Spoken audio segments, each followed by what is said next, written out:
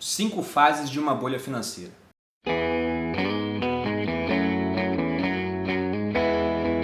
E aí pessoal do Você Mais Rico, aqui Bruno Perini falando.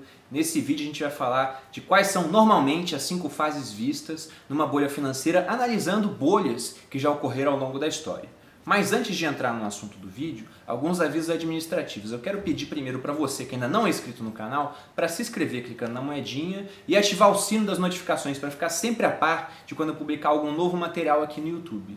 E tendo em vista também que alguns inscritos falaram que não estão recebendo os avisos por parte do YouTube, a gente encontrou uma solução que foi criar uma lista de transmissão no Telegram que vai estar presente aqui na descrição do vídeo. Então clicando no link você consegue se cadastrar nessa lista e aí sim você vai ser sempre avisado por mim ou por alguém da minha equipe de quando um vídeo for publicado. Não vai ter como não ficar a par das nossas novidades fazendo isso. Mas falando sobre bolhas financeiras, se a gente pegar os exemplos de bolhas financeiras, conseguimos identificar, porque é sempre mais fácil identificar depois que passa, algumas fases em comum entre essas bolhas. Inclusive, o que a gente identificou provavelmente vai valer para situações atuais e para outras bolhas que venham a surgir no futuro, porque mudam os ativos, mas a história ela vai mais ou menos se repetindo de forma muito semelhante, talvez com um componente um pouco maior de velocidade, tendo em vista que hoje o mundo é globalizado e fica cada vez mais fácil investir em ativos que estão fora das nossas fronteiras. A primeira fase é conhecida como deslocamento.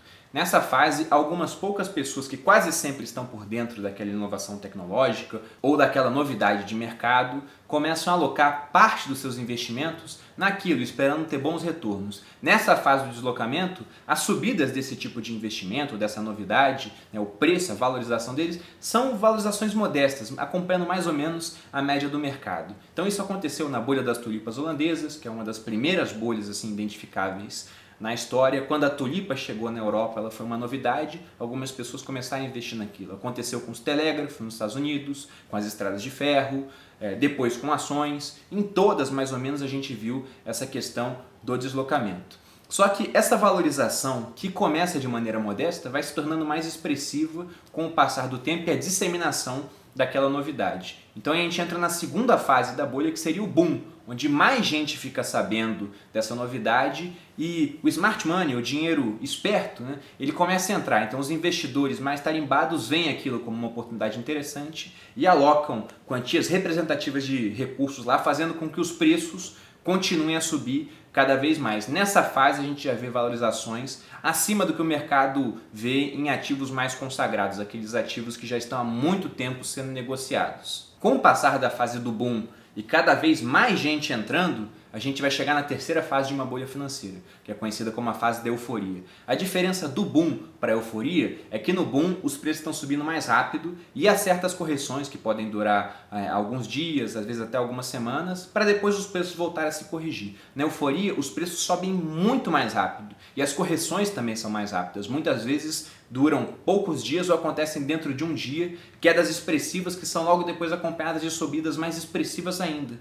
Porque as pessoas têm a percepção de que aquilo é uma grande oportunidade, porque o ativo não para de subir de preço. Nessa fase do boom, se a gente pegar gráficos, a gente vai conseguir observar que o gráfico ele é quase vertical em uns certos pontos. Você vê o preço subindo muito, mas muito rapidamente, atingindo patamares muito além daqueles que as pessoas inicialmente imaginaram. Aqueles primeiros que investiram no deslocamento, ou início do boom, nunca poderiam imaginar que o ativo iria alcançar tais patamares. E muitos já estão fora do mercado nessa hora, porque já identificaram que os preços estão se descolando da realidade. E aí a gente vai, em certo momento, entrar na quarta fase, que é a fase da realização.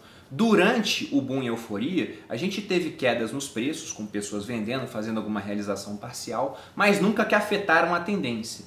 O momento da quarta fase é uma realização que ela vem e permanece durante mais tempo, afetando aquela tendência de subida que até então parecia ininterrupta. Nessa fase, os preços costumam dar uma estabilizada em patamares mais baixos. E aquelas pessoas que entravam sempre no automático, achando que aquilo ia ser uma grande oportunidade, entram, mas se frustram, porque os preços não continuam a subir indefinidamente. E eles ficam com o dinheiro parado lá, esperando que o preço volte a subir como era antes, na fase da euforia. Mas isso muitas vezes não pode acontecer e pode até cair. Os patamares podem descer ainda mais, o que pode acarretar na entrada da quinta fase de uma bolha financeira, que é a fase onde as pessoas perdem mais recursos, que é conhecida como depressão. Essa fase vai se iniciar com uma queda dos preços que vai ficando cada vez mais rápida, porque como aquele ativo já tinha tido uma valorização muito grande, estava com preços muito altos e cada vez mais gente entrando no mercado, entendendo cada vez menos daquele negócio, na hora que os preços começam a cair com certa velocidade, as pessoas se desesperam. Elas são tomadas pelo efeito manada e começam a fazer o que todo mundo está fazendo, vendendo aqueles ativos por preços cada vez mais baixos, uma vez que ninguém está entrando no mercado e todo mundo quer sair. Com poucos compradores e muitos vendedores, o preço vai caindo, caindo, até que muitas vezes pode chegar a patamares tão baixos como no começo daquela primeira fase de deslocamento. E nessa hora a gente vê destruições de valor incríveis, né, de pessoas que entraram no final da fase da euforia, ficaram durante a realização acreditando que o negócio ia voltar a subir, mas não, o negócio caiu e elas só se dão conta de que não vai voltar quando os preços estão praticamente nas mínimas. E nessa hora elas decidem sair do mercado absorvendo um prejuízo gigantesco. Ficam traumatizados com aquilo e acabam generalizando essa bolha especulativa para todo ativo de renda variável. Isso aconteceu ao longo de toda a história. Se a gente pegar alguns autores hoje, ou pesquisadores, falam que até hoje, na Holanda, ainda há um tipo de pensamento um pouco preconceituoso quanto à renda variável. Nos Estados Unidos também, após a crise de 2008, muita gente ficou mordida com esse negócio de renda variável, porque apesar da crise ter sido no setor imobiliário, ela afetou todo o mercado. Então a Bolsa de Valores caiu significativamente, não só lá, como aqui também, no resto do mundo todo, na verdade.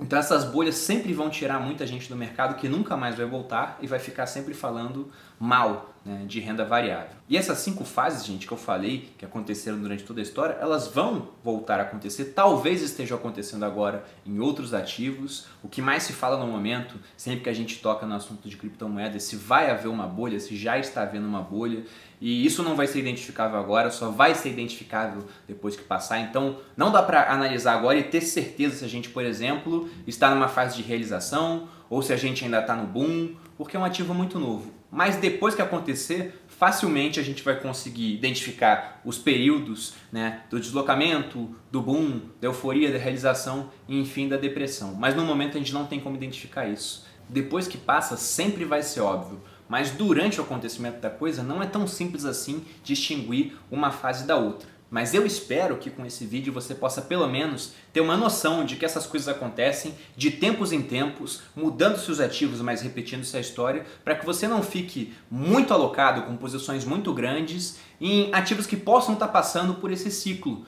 Porque em certo momento você pode ser pego de surpresa e assim como os preços costumam subir muito mais rápido e a patamares muito mais altos do que a gente pensa que é possível durante uma fase de euforia, eles também conseguem cair muito mais rapidamente a patamares muito mais baixos do que a gente pensa que é possível. Por isso, tome cuidado, analise bem os mercados onde você está entrando, para que você sempre possa colher benefícios dessas grandes valorizações que acompanham essas bolhas financeiras, com o mínimo possível de malefícios, porque não vai estar muito alocado em ativos que possam passar por esse tipo de ciclo.